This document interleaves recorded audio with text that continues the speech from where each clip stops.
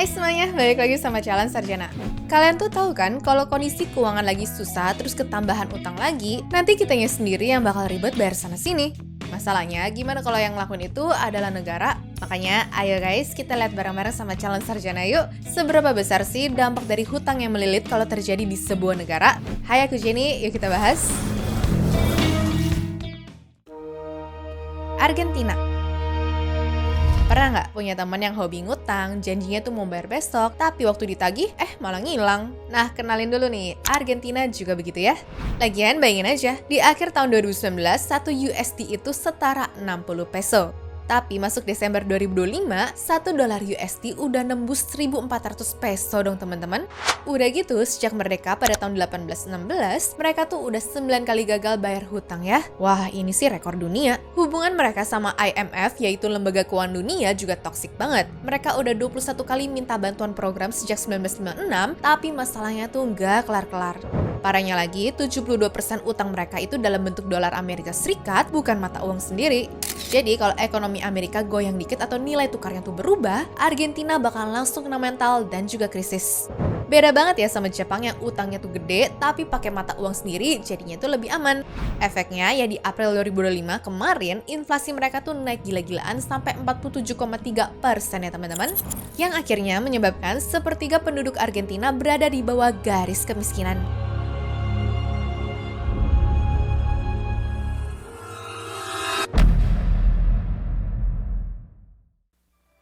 Jepang itu emang reputasinya bagus. Selain disiplin, orang-orangnya juga bertanggung jawab ya.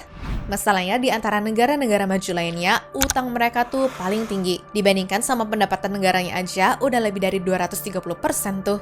Sayangnya, kehancuran di negara ini datang dari mereka sendiri, yang mana karena angka kelahiran mereka tuh terus merosot dari tahun 1970-an. Akhirnya, orang makin tua, sedangkan regenerasi anak mudanya tuh jauh lebih sedikit, jadi mereka kekurangan penerusnya ya. Atau secara nggak langsung, orang semakin tua udah pasti bakalan milih pensiun, cuma masalahnya tidak ada yang menggantikan posisinya. Jadinya itu juga berpengaruh ke jaminan sosialnya mereka yang di tahun 2001 cuma nalangin 18,4%, di tahun 2024 kemarin naik jauh menjadi 30,2%.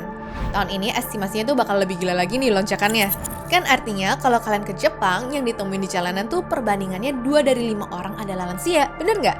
Celakanya jaminan tadi malah dibiayain pakai utang, aka nerbitin obligasi. Tapi masih nggak terlalu parah sih ya, karena pemegangnya tetap orang lokal dan juga bunganya tuh nyaris nol. Nah, persoalannya tuh suku bunga global mulai naik. Bank of Japan yang sekarang megang utang setara hampir 100% pendapatan negara, otomatis terpaksa ya harus menyesuaikan diri kalau nggak mau hancur, yang berarti suku bunganya mereka tuh perlu dinaikin juga biar bisa bertahan. Pertanyaannya, sampai kapan nih dan juga seberapa besar sih naiknya? Menarik sih ya untuk diikutin lebih lanjut.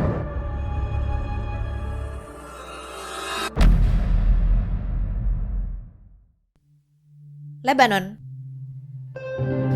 Sebenarnya, kalau mau ngeliat gambaran negara salah urus, bisa nengok ke Lebanon ya. Soal utangnya emang buruk banget, soalnya di tahun kemarin utang mereka tuh sampai 164% dari pendapatannya dong. Tapi yang bikin negara ini terperosok bukan soal itu ya. Utang ini istilahnya seperti nyiram bensin waktu lagi kebakaran aja ya teman-teman. Karena penyebab utamanya, negara tuh nggak bisa menjaga ekonominya dengan baik. Coba lihat aja grafiknya tuh, pendapatan yang paling tinggi ada di tahun 2018, cuma sampai sekarang malah makin merosot. Gak heran ya kalau ngeliat nilai mata uangnya ke dolar, di tahun 2019 masih dapat 1.500 pound, tapi 3 tahun kemudian bisa sampai 30.000. Artinya nilai uangnya tuh merosot sampai 95%, itu meskipun ada orang yang nabung banyak sekalipun, uang yang mereka pegang tetap nggak ada artinya sama sekali. Itulah yang bikin angka kemiskinan mereka meledak drastis. Dari yang awalnya cuma 42%, gara-gara masalah tadi jadi meluas hingga 82%. Dampaknya tentu aja gede banget ya. Contohnya nih, kayak mulai pada nggak bisa bayar listrik lagi, layanan kesehatan pun susah, bahkan makanan yang layak juga nggak bisa didapatkan. Nah, permasalahan itu sebenarnya terjadi udah dari tahun 97 pas ngunci mata uangnya ke dolar Amerika Serikat. Otomatis mata uangnya sendiri bakal melemah dan banyak industri yang mati berguguran. Barang-barang impor jadi murah dan gampang masuk, tapi giliran mau ekspor nggak ada perlawanan sama sekali. Alhasil, semua kekacauan ini, industri yang ada di dalam negaranya tuh turun drastis, dari yang awalnya menyumbang 24% jadi tinggal 14% aja. Tambah lagi pada tahun 2019, pemerintahnya berulah dengan mengumumkan pajak baru ya. termasuk pajak WhatsApp yang bikin orang tuh ngabuk habis-habisan dan juga micu demo gede-gedean di seluruh tempat. Mirisnya lagi, ratusan insiden kebakaran hutan juga ikut memperkeruh kondisinya. Apa nantinya utang mereka bakal kayak 2021 lagi yang tembus sampai 360%? Jujur nggak ada yang bisa tahu dan juga menjawab ya. Tapi kalau sampai banyak ekonom yang bilang sistem keuangannya udah kayak skema Ponzi, aka nipu para pemegang uangnya ke titik nol, iya emang tandanya sih kondisinya udah terlalu parah.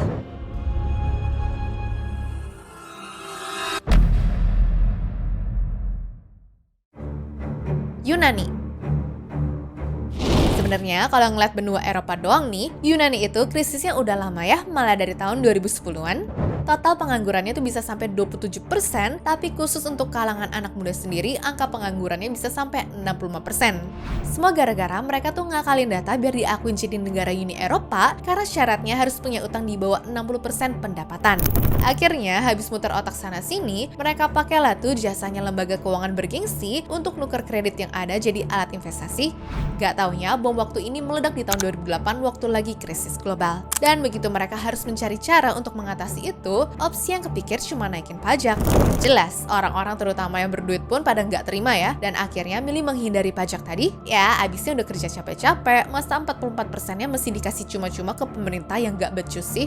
Bayangin aja dong, akhirnya yang bayar cuma 10% dari seluruh penduduk, dan mereka tuh harus kehilangan 1.000 triliun rupiah setiap tahunnya. Namun, itu hanyalah gambaran kecil dari orang-orang yang ibaratnya tuh nggak ada pilihan lain ya, karena buat yang pintar dan juga punya kemampuan, bisa dipastiin mereka nggak akan tinggal di sana lagi dan juga memutuskan untuk kabur ke luar negeri.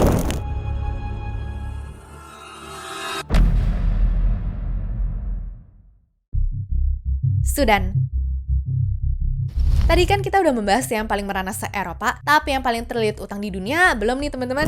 Ya, jadi Sudan udah bisa dipastikan sebagai negara yang punya banyak hutang, bahkan sampai 272% dari pendapatannya sendiri loh.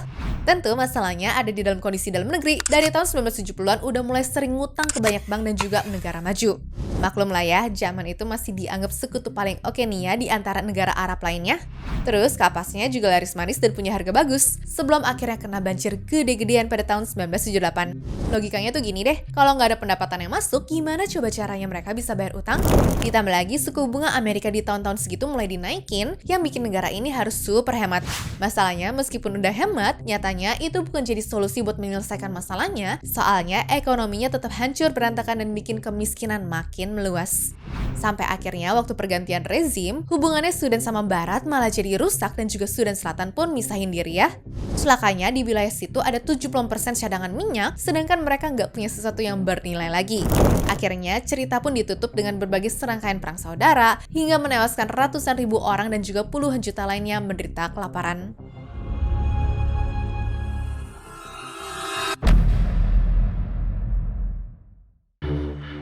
Italia. Italia emang bisa dianggap sebagai negara yang besar sih, bahkan ada di posisi ke-9 loh teman-teman. Tapi mereka tuh nggak punya siapa-siapa lagi kalau ada hal buruk terjadi sama mereka ya. Karena skala ekonominya tuh udah terlalu besar, sedangkan total utangnya kini ada di angka 135%. Angkanya bisa sampai 53.000 triliun rupiah coba. Seandainya nih mereka pas udah nggak bisa bayar utang langsung mengajukan status bangkrut seperti perusahaan, negara-negara Eropa mesti urunan dana seperti apa coba? Soalnya kalau ngeliat ekonominya ya, dia tuh pertumbuhannya mini bener. Bayangin aja, uang kalian cuma berkembang 0,1%, apa bisa hidup? Sementara harga ayam sama cabai aja udah naik puluhan. Ya kira-kira gitu sih ya gambarannya. Sayangnya ini udah mengakar dari tahun 90-an dulu karena nggak mengutamakan pendidikan, infrastruktur, dan juga teknologi terbaru. Makanya yang mau berbisnis pun jadi pada mandek dan gak bisa berkembang, sementara desakan kenaikan harga dari negara lain bakal bikin susah mereka di masa depan nanti. Apa ini bakal jadi bom waktu di masa depan ya? Ya kemungkinan iya sih, tapi itu kalau mereka tidak perbaikan sama sekali ya teman-teman.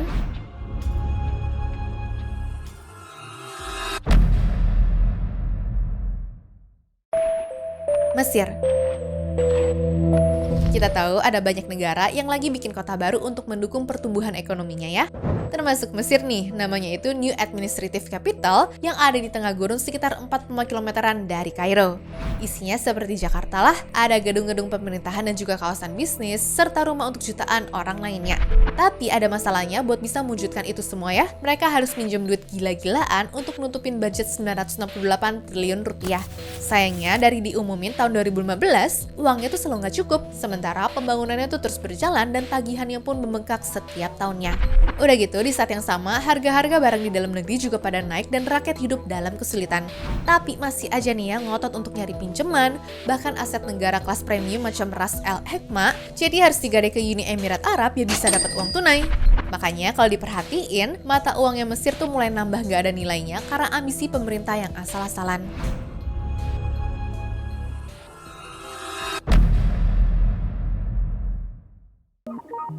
Pakistan. Gali lubang, tutup lubang, nggak cuma terjadi di pinjol aja ya teman-teman. Sekelas negara aja, contohnya Pakistan, baru-baru ini minjem dana moneter internasional sebesar 20 triliun rupiah. Mending kalau dipakainya untuk bikin infrastruktur, atau nih ya, bangun kawasan industri yang bisa memajukan ekonomi. Lah, ini tuh malah untuk bayar bunga dari utang yang udah ada sebelumnya dong. Tapi semua itu ada harga yang harus dibayar ya, dan lagi-lagi rakyatnya sendiri yang harus menanggung semuanya itu. Jadi mereka dikasih syarat mesti naikin pajak dan gak boleh boros, otomatis subsidi pun ikut kena potong. Akhirnya berdampak ya ke inflasi juga, di Indo yang kisaran 3,5% aja udah berat, di sana bisa langsung nyentuh 30-40% coba. Semua ikut terdampak, bahkan sampai harga listrik dan juga makanan jadi naik, gak ngotak gara-gara ini. Buat orang-orang, pilihannya cuma bisa fokus ke bertahan hidup dari bulan ke bulan. Tapi bagi para investor udah pasti cabut dan gak lagi mau berurusan di sini lagi ya, apalagi politiknya juga nggak stabil. Nah, kalau ngeliat sisi keuangannya, lembaga internasional yang minjemin duit tadi nantinya bakal menilai ekonominya udah stabil gara-gara beneran berhemat. Tapi kan baru di atas kertas doang ya, dan ini cuma ngasih nafas buatan untuk nggak bayar beban bunganya doang ya. Cicilan utangnya mah masih ada, jadi kalau nambah lagi udah kayak lingkaran setan dan juga terus berulang sih. Sampai akhirnya mereka nggak bisa lagi minta cicilan karena udah mentok, dan ujung-ujungnya kita akan melihat kebangkrutan negara untuk kesekian kalinya.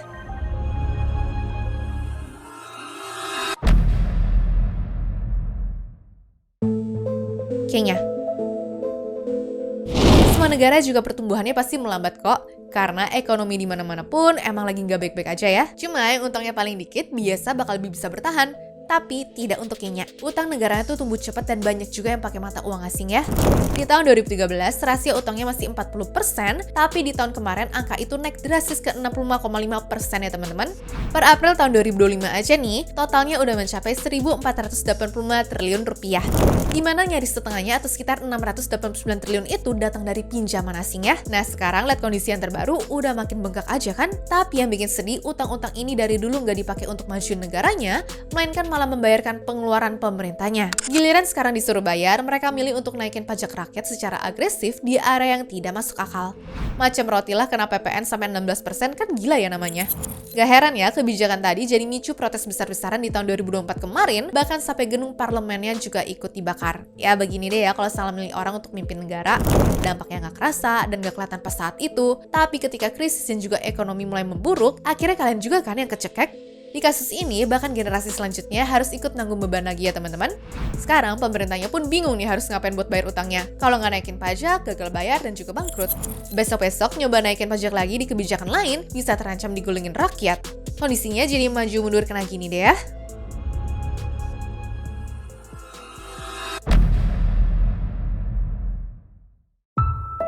Laos.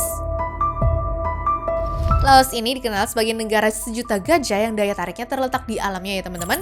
Jadi susah banget nih kalau mau ekonominya tumbuh pesat, sementara kebutuhan warganya juga gede dan mau nggak mau harus didapat dengan cara ngutang. Nah sayangnya untuk membangun infrastruktur itu, selama 20 tahun terakhir ini mulai bergantung kepada Cina. Kereta cepat, bendungan khusus untuk PLTA, harga bikin jalan pun juga minta dananya ke mereka tuh ya. Yang kalau sampai ekonominya kenapa-napa, utang setara 100% dari pendapatan negara ini kan bisa meledak ya. Bahkan harusnya mereka sadar dari tahun 2019, orang di akhir tahun cadangan devisanya cuma setara nilai impor selama 1,4 bulan doang kok. Artinya kan opsi untuk minjem duit pakai mata uang asing udah terbatas. Ini malah nambah terus. Akhirnya apa? Ya nilai mata uangnya sendiri terjun bebas, bahkan lebih dari setengahnya. Nih kelihatan jelas kok grafiknya nukik tajam sekitar pertengahan 2021 ke 2023. Makanya biaya hidup mereka tiba-tiba jadi nggak wajar. Contohnya nih, inflasi terendah itu ada di bulan Februari 2021 dengan angka 1,91% ya. Tapi tiba-tiba naik terus sampai puncaknya di Februari 2023 dengan angka 41,26% ya teman-teman. Walaupun sekarang udah turun lagi ke 4,8%, tapi tetap aja ya belum serendah dulu karena tanggungan utangnya tuh masih ada. Dan kalau ini dibiarin, takutnya waktu gagal bayar, ya mereka harus ngasih aset infrastrukturnya ke negara pemberi utang sih.